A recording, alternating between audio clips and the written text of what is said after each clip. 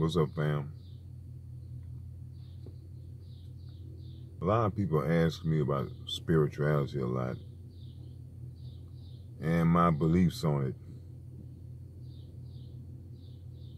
But even, as a small child, 3 years old, I knew that there was a spiritual connection. It's like there was some unseen force, some spirit person that was guiding me and helping me a lot. I remember one time I got real sick. I was about 2 or 3, I got real sick. And when I was in the hospital, they went out the room, so I kind of woke up, in the hospital, looking around the room. And it's like, when I looked over by a door, I saw like a group of people fighting. So they came in the room, they saw I was up. What was you doing up? I told them, it was some people there fighting. And they was looking at me, but that's what I saw. But when I think about it, as I reflect on it now, I saw some spirits coming down fighting. That's what I saw. And all throughout my life, I would just know certain things, you know what I'm saying? And it's like I was always protected from getting in trouble. Me and my brother would be together a lot, and we would go places. And something would say, hey, man, y'all better get out of here. I said, come on, man, let's go. Like, what's wrong? I said, man, let's go. We'd go, and man, we make out of here just in the nick of time with some shooting going on. Or here come the cops from to raid the place or something to that extent. And so I always did know that I always did have a spiritual connection. But when I was a child, around 5 or 6, going to church, people would ask me, you believe in Jesus? And when they asked me that, I always hesitated. Because to be honest with you, the Jesus concept, as a small child, was hard for me to grasp. And I always knew that there was a God. But the Jesus thing, it's just like people were forcing you to believe in this. And so I always felt that there was some deception going on when it comes to the story of Jesus. So yes, I am spiritual. I am very spiritual.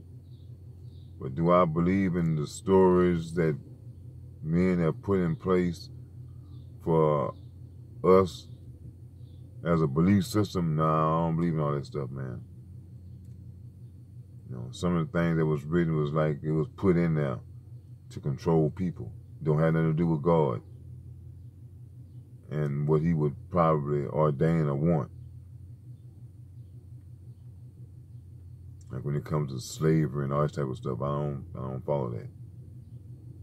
And so no, I don't really believe in the Jesus deal. And my father was a Baptist minister. But as I say, I'm looking through the world through my own eyes, and I see what I see. And God has given me insight to be able to detect when there's some deception going on. And I tell people, even when you read the Bible, if you kind of read it deeply,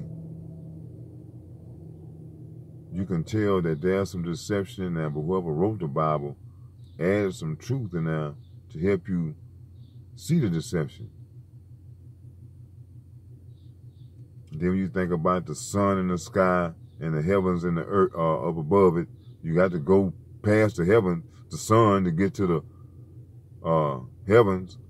So I just could never understand this concept. All right, praying to God, but then off my prayers be heard, I got to go through his son. I thought God said he don't put no other God before him. And that probably includes his son too. So I just never understand that. So that's why I say it's like you have to see the world from your own eyes and don't fall for everything that people put out there for you to follow. Question things, you know what I'm saying? I was always a person that asked questions. And that's a problem with a lot of churches that I've attended in the past, is that a lot of the pastors couldn't answer questions. You ask them a question, they can't answer it. So it's like, well, man, you the one supposed to be the teacher, and I'm the student, and I can't ask you a question. So they let me know, man, guys, how you gonna? Everybody's just like me. They're just like 500 years from now. Everybody trying to study the book on Hickory Dickory Dock and the mouse running up the clock, and you trying to decipher this. Hey, man, so like we falling for some Hickory Dickory Dock. And the Bible told you can be serving God that your forefathers knew nothing of. And that's exactly what we doing. What y'all doing. Because I'm not doing it. I know that there's a God above and that's guiding me. And I can go straight to him. I don't have to go through nobody to get to my God. So, yes, I'm very spiritual. But do I believe in this European concept of, you have to look at when the Bible was made and what was going on during that particular time when the Bible was being made. What was happening around the world? It was war and slavery going on during that particular time. Prior to it, up to it, so they had to come up with something to justify what they were doing. Oh, we come in the name of Jesus Christ to rid the world of these heathens. They say, man, don't fall for that crap.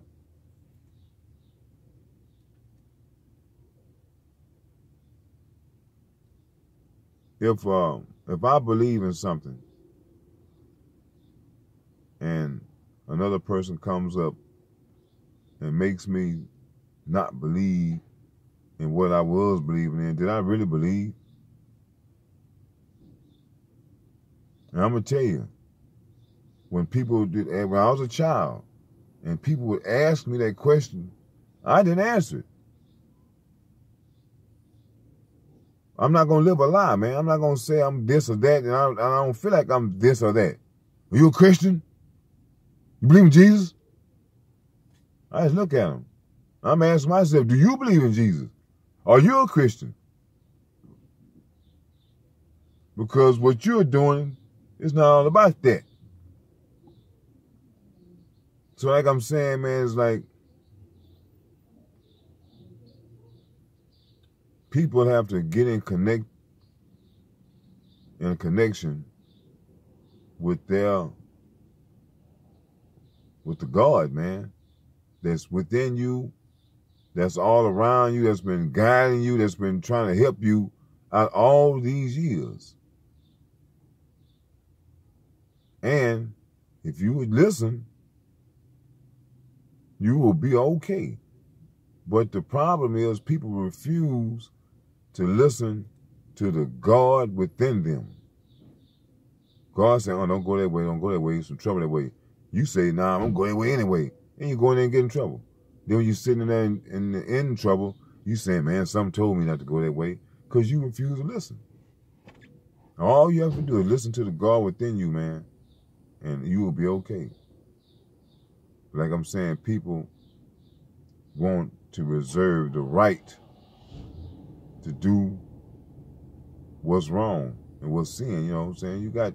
And so like, I'm not no person that's going to talk about holy rolling, because like I'm saying, man, you know, it's how you live your life, man. And I've done things, I've been young, and I've done things with nightclubs. I used to go to nightclubs 7 days a week. Couldn't miss me, Jack. I'm all over town, all over the state, Jack. I was in Dallas going, I stay in Houston. Me and my brother used to ride all the way to Houston, all the way to Dallas to go out. So we did the club scene thing. And you know what I'm saying? And when I was doing that, I didn't think I was doing wrong then. And I don't think it's wrong for people to go out to clubs now. I just think that when you have people that are out there that want to just create havoc, that's when you're doing wrong. Because when I was going out to clubs, man, it was about people having a good time. You going out and meet you. If you was a guy, you want to go out there and meet you some nice chick, get on up out of there. That's a good night. You know what I'm saying? Somebody breaking out fighting in the club early, that was a bad night. But now, at these clubs, that's every night. That's what I'm saying. Like, when I was young, going to those clubs, I listened to that spirit in me and something said, man, you better get up out of here. I want to go. And then my brother, he wouldn't listen to the spirit in him. I don't know what's going on with him. But I always said, man, let's go, man. Oh, man, it's just getting on down, man. I said, man, damn, let's go, man. Get your hell up out of there. Shit been and went down. Yeah, man. You better listen to me, player. I said, let's go, let's go. But maybe that's just me. Maybe because I do consider myself one of a kind anyway. So, like I said, maybe everybody just don't have that spiritual connection. But yes, I'm a spiritual person. But do I believe in all this Jesus type stuff? No, I don't, man. There's some truth in it. You can read anything and find some truth in it. The Bible, to me, is a book that there's some good things in the Bible to where that can help guide you throughout your life. Some little things that they can prepare you for, to look out for. And it's a book, to me, about what can happen if you allow these certain things to happen. All you gotta do is read it, and what's happening now. It's in there. Because people keep allowing these same things to happen. Because they don't listen to the spirit within them. A lot of these people, I guess they're not spiritual. And next thing you know, they get caught up in a lot of crazy mess, man, because the whole world, you have bad forces and you have positive forces, negative and positive. So just like you have good things, you have bad things going on. But you have to have some type of balance. Balance these things out. And that's why I was telling somebody, like, you can't avoid trouble. Trouble is going to come to you, but it's how you handle trouble that becomes into a problem. Trouble happens all the time. But it's how you deal with it when it becomes a problem. So so a lot of times you just can't avoid trouble. You gotta run right into it. But if you're a spiritual person, you know you can deal with that.